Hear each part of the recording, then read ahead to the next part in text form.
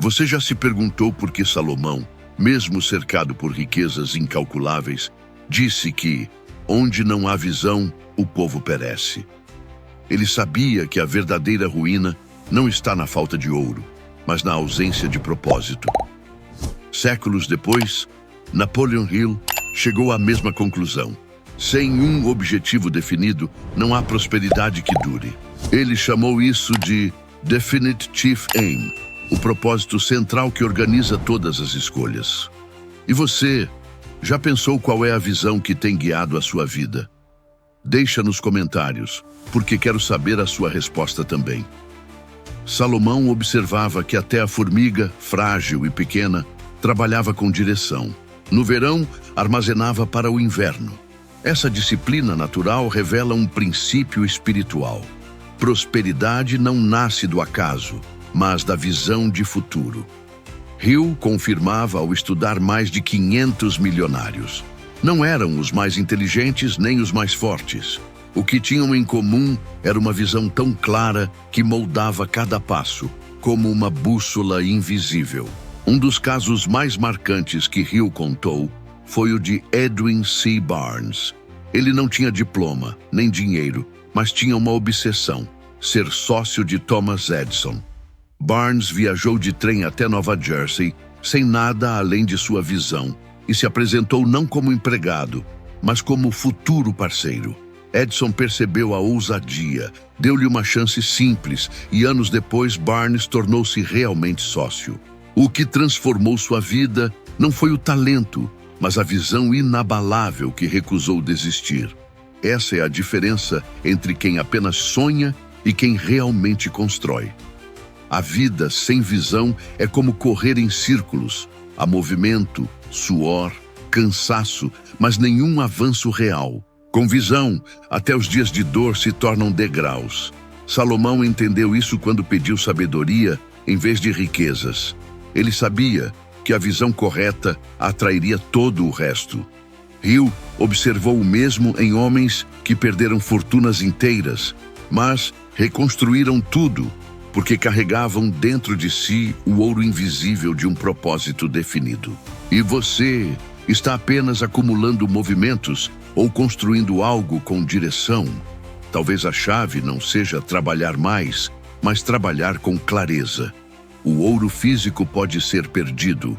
O ouro invisível de uma visão clara, ninguém pode roubar. Como alguém pode governar um reino se não consegue governar a si mesmo? Salomão escreveu: melhor é o que domina o próprio espírito do que o que conquista uma cidade inteira. Um rei sabia que a maior vitória não era militar, mas interior. Séculos depois, Napoleon Hill confirmou: sem autocontrole, nenhum propósito sobrevive. E você, já percebeu quantas vezes não foi o mundo, mas você mesmo quem sabotou os seus sonhos? Escreve nos comentários, porque sua resposta pode abrir os olhos de outras pessoas também. Salomão observava que o homem sem domínio próprio era como uma cidade sem muros, exposta, vulnerável a qualquer invasão. Hill dizia o mesmo com outra linguagem: a mente sem disciplina se torna escrava de impulsos passageiros. Não são os inimigos externos que mais destroem, mas os internos. Procrastinação, medo, ansiedade, orgulho. Quantos planos já naufragaram porque a vontade de desistir gritou mais alto que a visão? Andrew Carnegie, que construiu um dos maiores impérios da história, dizia que poderia perder todas as suas fábricas e ainda assim reconstruiria tudo. Por quê? Porque sua fortaleza estava dentro dele. Ele tinha disciplina mental. Hill chamava isso de disciplina espiritual. A habilidade de dizer não ao prazer imediato para dizer sim ao futuro. Essa é a fronteira que separa o homem comum do homem que deixa legado. Pense em quantas vezes você mesmo foi vencido por pequenas tentações. O sono que vence o despertador. A distração que adia projetos, a pressa que estraga decisões. Esse é o inimigo invisível. Jung o chamou de sombra, Hill de sabotador interno, Salomão de cilada. Diferentes nomes, mesma verdade. Quem não domina a si mesmo acaba se autodestruindo. Edison falhou centenas de vezes antes de ver a lâmpada acender. Ford foi ridicularizado quando insistiu em sua linha de montagem. Eles tinham algo em comum. Não se deixaram vencer pela fraqueza interna. A disciplina não é glamour, é silêncio. É levantar quando o corpo pede para ficar. É economizar quando o coração pede para gastar. É insistir quando a mente grita para desistir. No fim, dentro de cada um de nós existem duas vozes. O servo que busca prazer imediato e o rei que enxerga o longo prazo. Quem governa a mente decide quem vence essa batalha. O servo abre mão do futuro por uma moeda no presente. O rei sacrifica o agora porque enxerga a coroa invisível adiante. Essa é a essência da disciplina. A vitória que ninguém vê, mas que sustenta todas as vitórias visíveis. Por que Salomão, sendo o homem mais sábio de sua época, ainda se cercava de conselheiros? Ele escreveu: na multidão de conselheiros, há segurança. Se ele tinha sabedoria acima de todos, por que precisava de outras vozes? Napoleon Hill encontrou a mesma resposta séculos depois. Ao estudar os maiores milionários do mundo, ele percebeu que nenhum deles construiu sozinho. Todos possuíam um círculo invisível de mentes alinhadas, algo que ele chamou de mastermind. E você já parou para pensar quem tem assento na mesa invisível da sua vida? Quem são as vozes que você tem escutado? Comenta aqui nos comentários, porque sua resposta pode ajudar outros a refletirem também. Salomão sabia que até reis precisam de conselhos. O ferro afia o ferro, e assim o homem afia o rosto do seu amigo. Hill viu isso em Andrew Carnegie, que comandava um império do aço, mas dizia que seu maior patrimônio não eram as fábricas, mas as mentes que o cercavam. Edison se reunia com pensadores diferentes.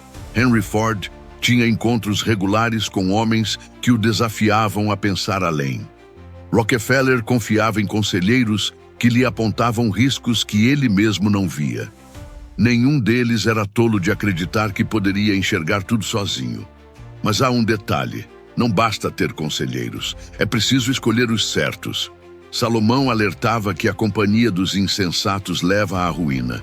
Hill dizia que o fracasso de muitos vinha de permitir que vozes de dúvida, inveja ou crítica contaminassem seus pensamentos.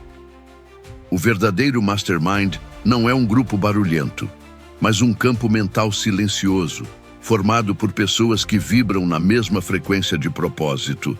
Imagine a sua mesa invisível. Quem está sentado nela hoje? São pessoas que celebram suas vitórias ou que zombam quando você tenta crescer? São vozes que alimentam sua fé ou que drenam sua energia? Salomão não governava sozinho. Ele tinha sábios ao seu redor.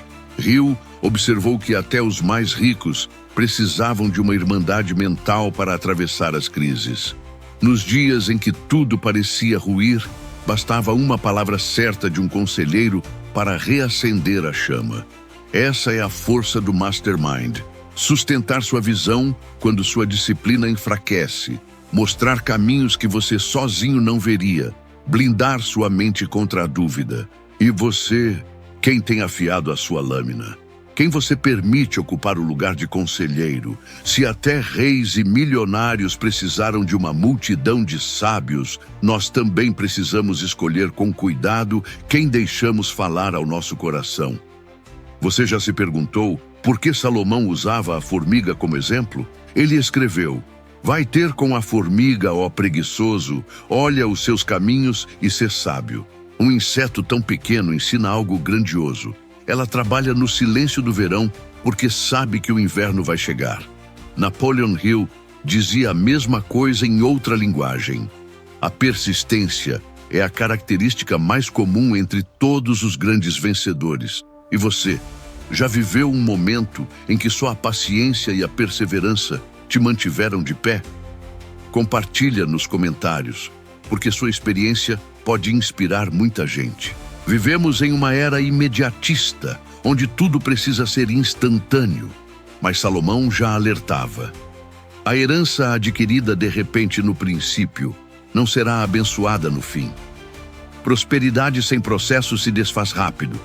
Hill, ao estudar mais de 500 histórias de sucesso, viu a mesma verdade. As fortunas sólidas não nasceram de sorte ou atalhos, mas de anos de paciência e trabalho constante. Muitos desistem justamente quando estavam mais próximos da vitória. Hill chamava isso de o teste final da vida, aquele momento em que tudo parece desmoronar, mas é exatamente o ponto em que a colheita está prestes a surgir. Pense nos agricultores. Eles plantam na estação certa e depois precisam esperar.